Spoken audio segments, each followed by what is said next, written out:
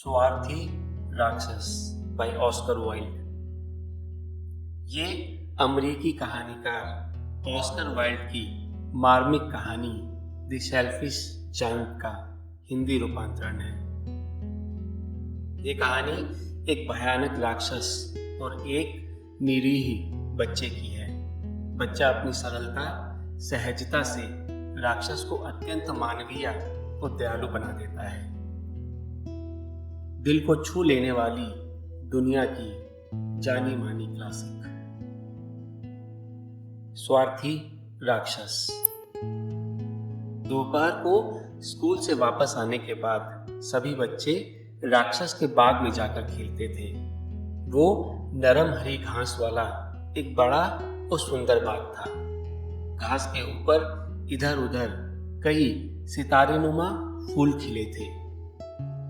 बाग में 12 आड़ू के पेड़ भी थे, जिनमें वसंत के समय नाजुक गुलाबी कलियां फूट पड़ती थी।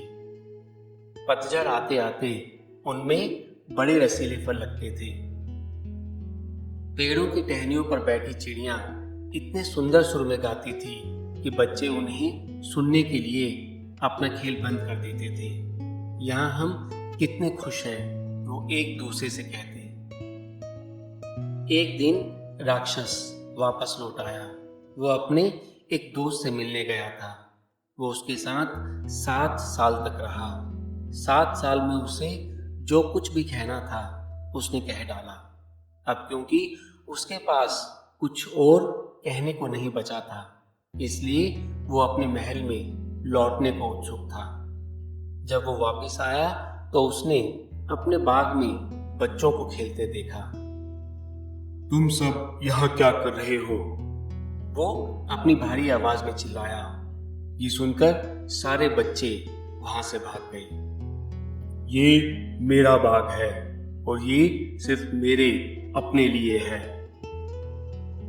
राक्षस ने कहा, इस बात को कोई भी आसानी से समझ सकता है। मैं इस बाग में अपने अलावा किसी और को नहीं खेलने दूंगा। फिर उसने बाग के चारों ओर एक ऊंची सी 4 दीवारी बनाई और उसके बाहर एक नोटिस बोर्ड टांग दिया। अंदर घुसने वाले के खिलाफ उचित कार्रवाई की जाएगी। वो एक बहुत स्वार्थी राक्षस था। अब गरीब बच्चों के खेलने के लिए कोई और जगह नहीं बची। उन्होंने सड़क पर खेलने की कोशिश की, परंतु सड़क पर उड़ती धूल और नुकीले पत्थरों से वो जल्द ही तंग आ गई। बच्चे पढ़ाई खत्म होने के बाद उस ऊंची 4 दीवारी का चक्कर लगाते और उसके अंदर स्थित सुंदर बाग की बातें करते रहते। हम लोग बाग में कितने खुश थे, वो एक दूसरे से कहते। तभी वसंत का मौसम आया और सभी जगह छोटे छोटे फूल खिलने लगे और नन्ही नन्ही चिड़ियाएं चहकने लगी। केवल उस स्वार्थी राक्षस के बाग में अभी भी जाड़ा था। उस बाग में क्योंकि बच्चे नहीं थे, इसलिए वहां पर चिड़ियों ने चहकना बंद कर दिया और कलियों ने खिलना छोड़ दिया। एक खूबसूरत फूल ने मिट्टी से बाहर अपना सिर जरूर निकाला, तो जब उसने नोटिस देखा तो उसे बच्चों के प्रति इतनी दया आई कि वो दोबारा मिट्टी की चादर ओढ़ कर सो गया। अगर खुश थे तो सिर्फ 2 लोग, बर्फ और सर्द हवा। वसंत तो इस बाग में आना ही भूल गया है, इसलिए हम दोनों ही यहाँ पर पूरे साल डेरा जमाएंगे। बर्फ की दूधिया चादर ने घास को पूरी तरह ढक लिया था और सर्द हवा के झोंकों से पेड़ों की हड्डियां कांप रही थी। ये कितनी मस्त जगह है, हवा ने कहा। हमें ओलों को भी बुलाना चाहिए। फिर क्या था, हर रोज 3 घंटे मोटे मोटे ओले बरसते। ओलों ने महल की छत के सभी स्लेट पत्थरों को तोड़ डाला। कुछ समझ में नहीं आता कि वसंत अब तक क्यों नहीं आया। स्वार्थी राक्षस ने खिड़की के बाहर अपने ठंडे सफेद बाग को देखकर कहा, मुझे उम्मीद है कि कि जल्दी ही मौसम बदलेगा। परंतु ना तो कभी वसंत आया और ना ही गर्मी आई।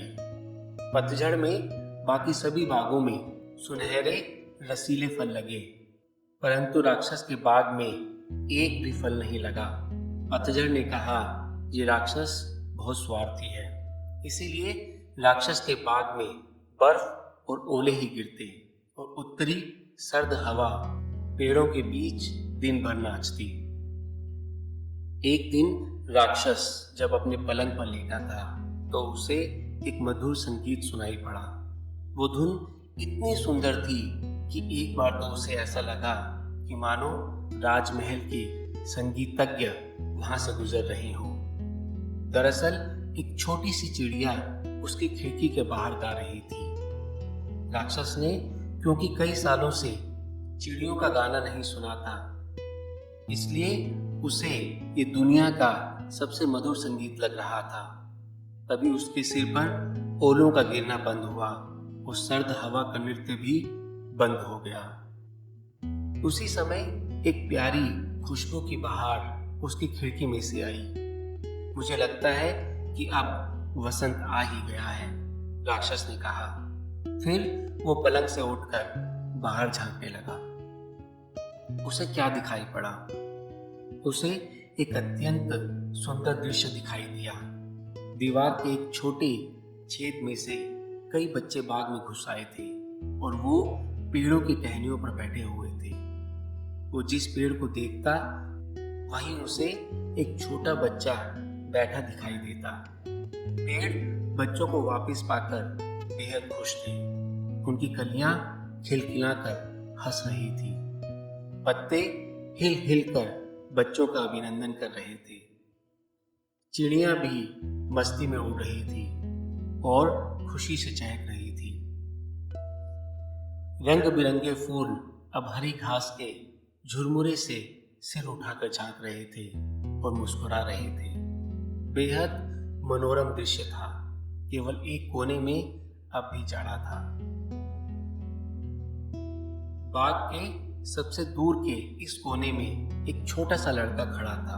वो इतना छोटा था कि उसके हाथ पेड़ की टहनियों को नहीं छू पा रहे थे। वो उन्हें पकड़ने के लिए बार बार कूद रहा था और असफल होने के कारण जोर जोर से रो रहा था।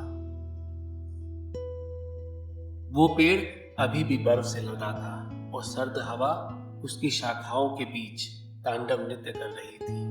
चढ़ो बेटा, पेड़ ने लड़के से कहा और फिर पेड़ ने अपनी शाखाओं को बहुत नीचे झुका दिया। परंतु वो लड़का बहुत छोटा था। ये सब देखकर राक्षस का दिल पिघल गया। उसने कहा, मैं कितना स्वार्थी हूं। अब मुझे पता चला कि वसंत मेरे बाग में क्यों नहीं आया। मैं उस छोटे लड़के को पेड़ के ऊपर बैठा दूंगा। उसके बाद मैं इस चार दीवारी को तोड़कर गिरा दूंगा, जिससे बच्चे मेरी बाग में हमेशा हमेशा के लिए खेलते रहें। उसे अपने किए पर बहुत पछतावा हो रहा था। वो दबे पांव सीढ़ियों से उतरा और आहिस्ते से दरवाजा खोलकर बाहर बाग में पहुंचा। परंतु जैसे ही बच्चों ने उसे देखा, वो डर के मारे वहां से भाग गए और बाग में एक बार फिर से ठंडा जाड़ा छा गया। सिर्फ वो छोटा लड़का नहीं भागा।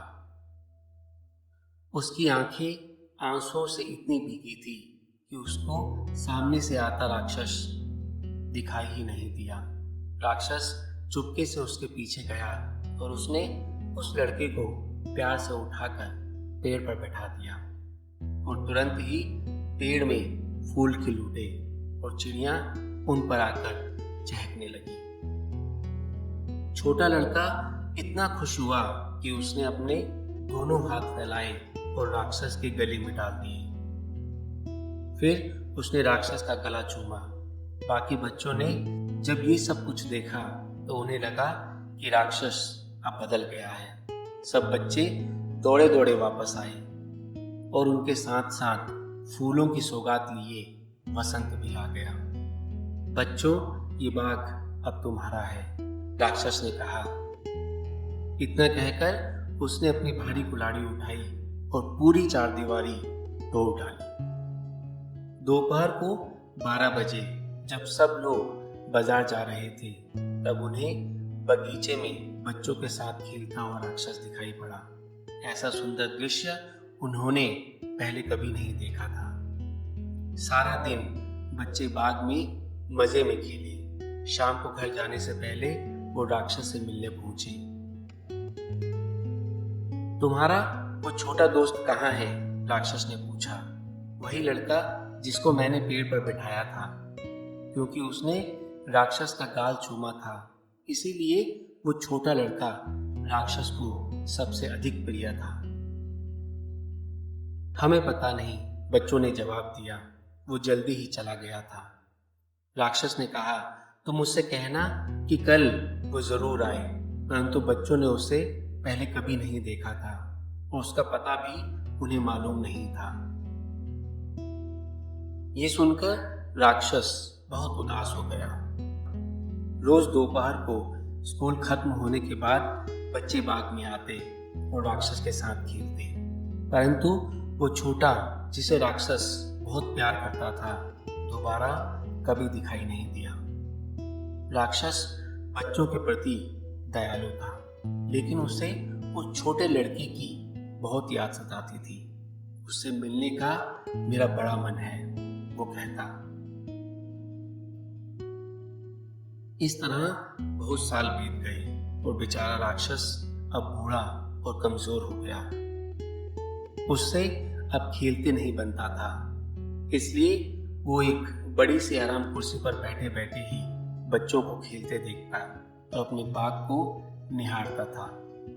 मेरे बाग में बहुत से सुंदर फूल हैं, वो कहता, परंतु इनमें सबसे सुंदर फूल तो ये बच्चे ही हैं। सर्दियों की एक सुबह कपड़े पहनते समय उसने खिड़की के बाहर झांका। तब उसे सर्दी से कोई डर नहीं लगता था। उसे पता था कि सर्दी में वसंत सोता है और फूल आराम करते हैं। अचानक उसे कुछ दिखाई पड़ा।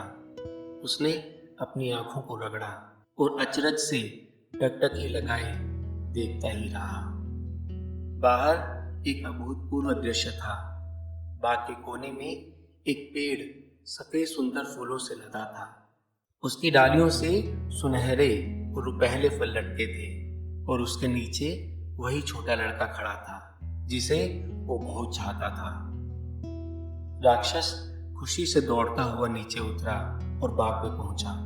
घास को रोंदता हुआ वो उस बालक के पास पहुंचा। बच्चे के पास पहुंचते ही राक्षस का चेहरा गुस्से से तमतमाने लगा और उसने पूछा, तुम्हें मारने की हिम्मत किसने की? क्योंकि बच्चे की दोनों हथेलियों पर 2 कीलों के घाव थे। उसके छोटे पैरों में भी 2 कीलों के निशान थे। तुम्हें मारने की हिम्मत किसने की? राक्षस चिल्लाया। मुझे बताओ, मैं उसे अपनी बड़ी तलवार से अभी ठिकाने लगा दूंगा। नहीं, बच्चे ने उत्तर दिया, ये घाव प्यार के घाव हैं। तुम कौन हो? राक्षस ने पूछा। राक्षस मंत्रमुग्ध हो देखता रहा और फिर वो छोटे बच्चे के सामने घुटने टेक कर बैठ गया। बच्चा राक्षस को देख मुस्कुराया और उसने कहा, तुमने एक दिन मुझे अपने बाग में खेलने की इजाजत दी थी। मैं आज तुम्हें अपने बाग में ले जाऊंगा जो कि स्वर्ग में है। और उस दोपहर को जब बच्चे दौड़ दौड़ आए तो उन्होंने मरे राक्षस को पेड़ के नीचे लेटा हुआ पाया। उसका शरीर सफेद फूलों से ढका था।